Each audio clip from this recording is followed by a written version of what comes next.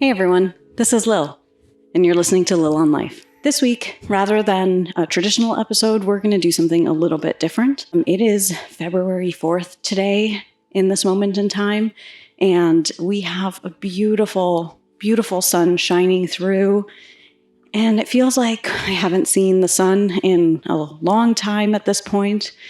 In January, I think we had something like 30 hours of sunshine where I am. So rather than recording in the way that I usually do today, I am living a self-care practice by taking you along for a sunny walk with me. And part of what I want to do today is also go through a grounding practice, which I introduced in one of our first segments together, where I talked about how I do this practice in the lake at my cottage. And where I am right now is my second favorite place to do grounding and reflection practices. So I am currently walking through one of the oldest cemeteries in the city that I live in. And a lot of people don't realize this, but cemeteries were actually the original parks. They were intended as spaces for people to spend time in nature and to connect to loved ones, reflect on their lives, and just be outside.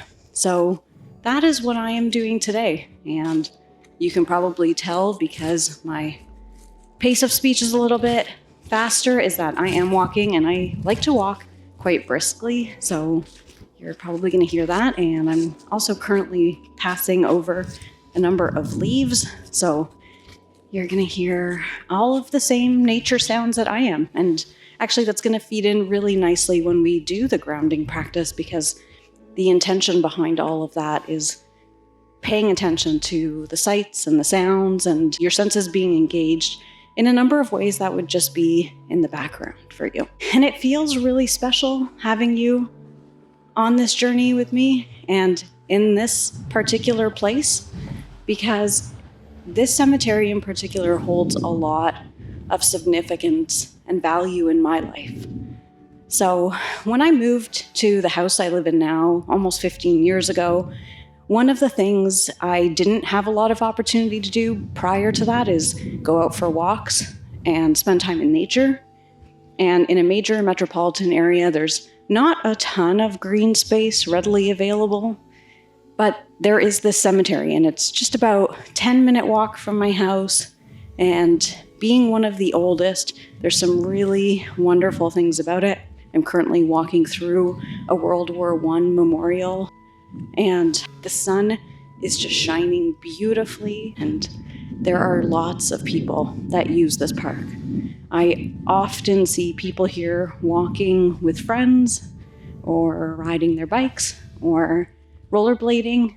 Actually, I think they banned rollerblading from this particular cemetery. That seems to be the one thing they've put a stop to, because you can ride your bikes and do a host of other things. But in any event, I'm getting quite off track. Why this place has so much significance for me is because this is where I first started coming when I wanted some downtime and a space in my own thoughts and a space for reflection. And one of the things that always intrigues me is reading different headstones and wondering about them, wondering who they are and what their lives were like, and some of the things maybe that they're really proud of or would want to celebrate, or things they would want to change. And one thing that's probably a bit on brand for me is that I do find that there is a certain reality that reflecting on death allows for, in the sense that it is one of the best reminders of your own mortality. So I remember Steve Jobs in his commencement address, which is on YouTube, the Stanford commencement address that he gives. He talks about being diagnosed with cancer and going through treatment. And at this point, obviously, he's still alive. And it is when it seems like things are getting better for him in his prognosis. And he talks about how knowing you are going to die is one of the best motivators, or is one of the best ways to kind of reflect and take pause about the life you are living. And while that sentiment has always resonated for me, going through the experience of grief personally continues to remind me that life is so short, and that every moment you have is an opportunity to make a difference, decision, to make a change, to do something different with yourself. And being here in this place allows me to really reflect on who I am and what matters to me and what's important. And in particular, it's also because this is the site of my mom's final resting place.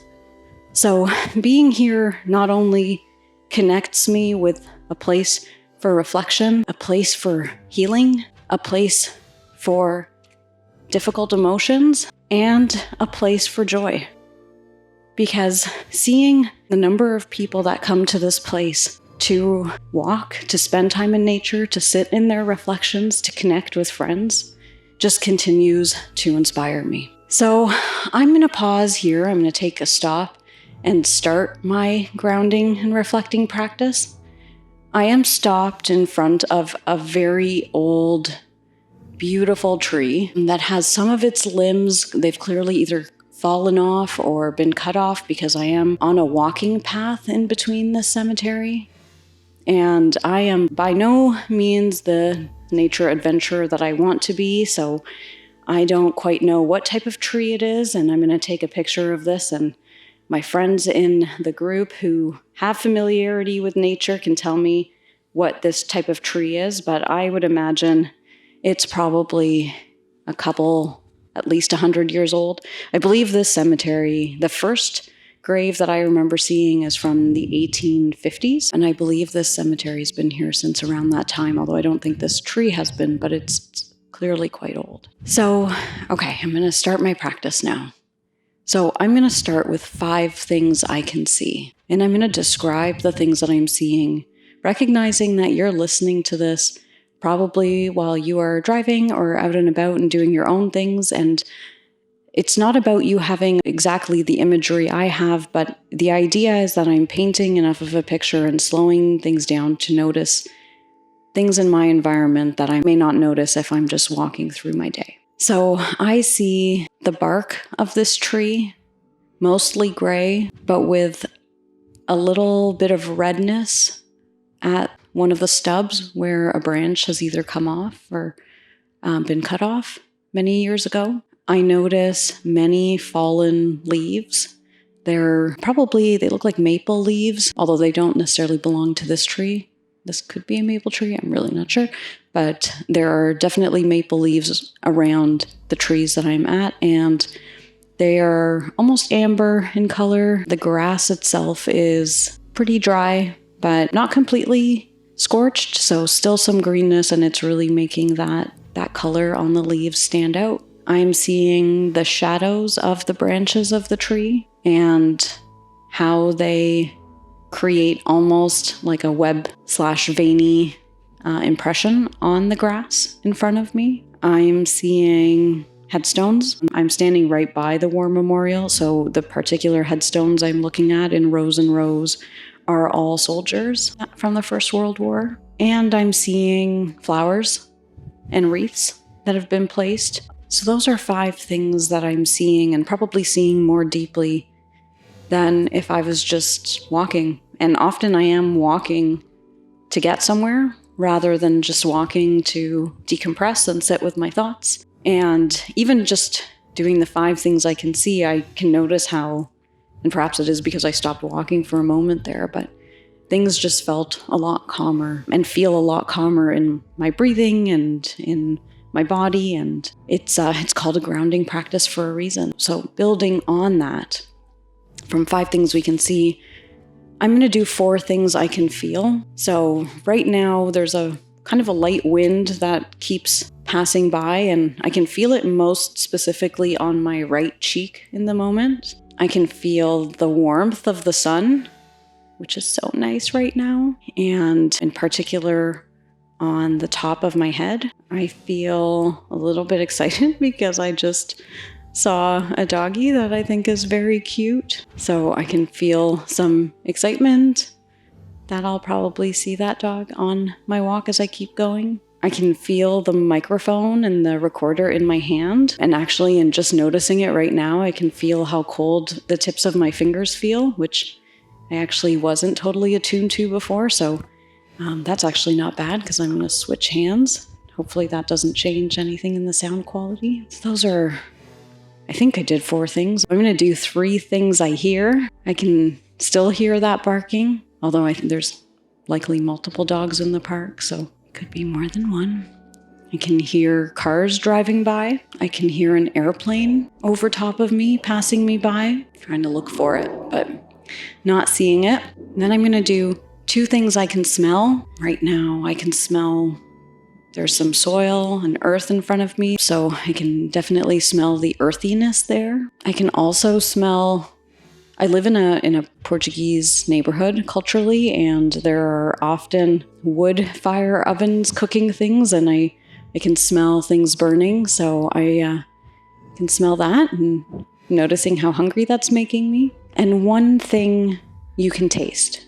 And obviously this is easier if you are eating something, but if you're not, then trying to conjure up something that you like to taste and imagining it and bringing it forward. For me, I'm thinking about that Portuguese cooking and conjuring up that taste right now. And that's really how that practice is done. This is also something that you can do in your own mind or saying it out loud. I am quite a sight right now in my full podcasting gear, walking through the cemetery, holding a recorder that is not small and talking to myself out loud. I don't think there's anyone that thinks that this is me being on a phone call unless this is a phone to call outer space. So it just goes to show you can do this practice any kind of way in many kinds of ways. And you can also do it faster or slower. So sometimes when I don't have as much time, I just go through them. I'm not really kind of processing them.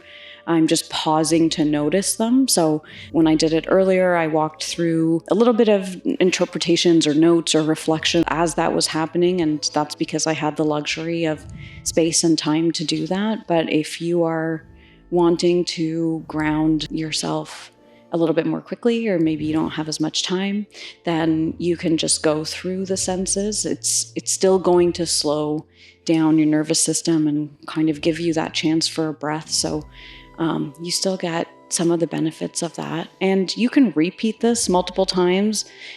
This cemetery is beautiful, and also it's the length of 3 city blocks. So to walk it end to end, it usually takes me an hour, and sometimes I just do certain loops instead of the whole thing. But I will sometimes do a different grounding practice in each of the 3 city blocks of this cemetery, and just taking a moment to reflect on how you're feeling before and after you do it. Often when I start doing these grounding practices, it's because I'm feeling overwhelmed or disconnected from myself. And part of the reason I, in particular, like doing this practice in this place is because it is such an important reminder for me about life and death and making choices that are in alignment with myself. So this place gives me that opportunity to use it as time connecting with myself, because that has really been one of the biggest things I've been working towards recently, is holding the time with myself to get to know myself as a person, non-judgmentally, really just the way I would if I was fostering a relationship with anybody in my life. And it seems very silly to say that out loud, because I am someone who makes friends pretty easily, but I have only just learned how to start to be a friend to myself. And so finding that time for solitude has been really, really helpful for me. And this week I had thought maybe I would talk about social connections and our need for community and things like that. And then the great one brought up the point around, well, in talking about social connections, reflect on the fact that for some people who may be more introverted, it might be smaller groups or more one-to-one interactions or more small bite-sized interactions versus someone who's a bit more extroverted. I would describe myself as hyper extroverted. I'm so hyper extroverted that part of my goals, I think, for this podcast is to create an opportunity for further connection and a broader community. So my extroversion shows up in many ways, and I do get my energy from people. And I think how that has shown up in a bit of an overused way in my life before is that I have poured all of my energy and investment in connecting with other people, sometimes over and building those relationships with other people over taking some time to build that relationship with myself. But getting back to it, I really moved away from the idea of talking about social connections in one episode. I think it's something that's going to come up a lot because I think it's a thread throughout a lot of the things I talk about. But I wanted to really explicitly call out that when I think about social connections, it's not about the number of people around you or how big your social circles are.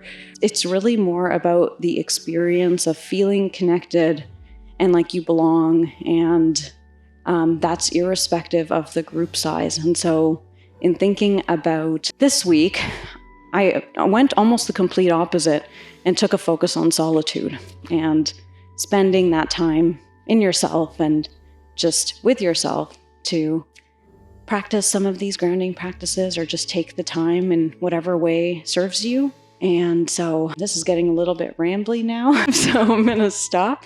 But I wanted to record this mini bonus or side episode, whatever this thing is, and for you an opportunity to come on a walk with me and see what a grounding practice might look and feel like. All right. Well, thanks for being on this windy journey with me. This is Lil, and you're listening to Lil on Life. Okay, I'm going to try to do the credits, which I am admittedly quite bad at doing even when I have them in front of me, but I'm going to try to do them right now from the top of my head, so here goes. If you liked this or other episodes, please like, follow, and leave a 5-star review. It really does matter, and I love receiving them. Lil on Life is produced by Brando & Co. You can find his work on Instagram, Brandon Allen. All opinions expressed in this podcast are my own and may not reflect those of my employers. You can find me if you want to connect to my socials on TikTok, YouTube, Instagram at LilOnLifePod, and you can get me on my Gmail at LilOnLifePod. That's Lil with one L, onlifepod at gmail.com. If you or anyone you know is in danger, please dial 911. If you or anyone you know is thinking about suicide, call or text 988. Support is available 24 hours a day by phone or text. And once again, that number is 988. Thanks, everyone. Bye.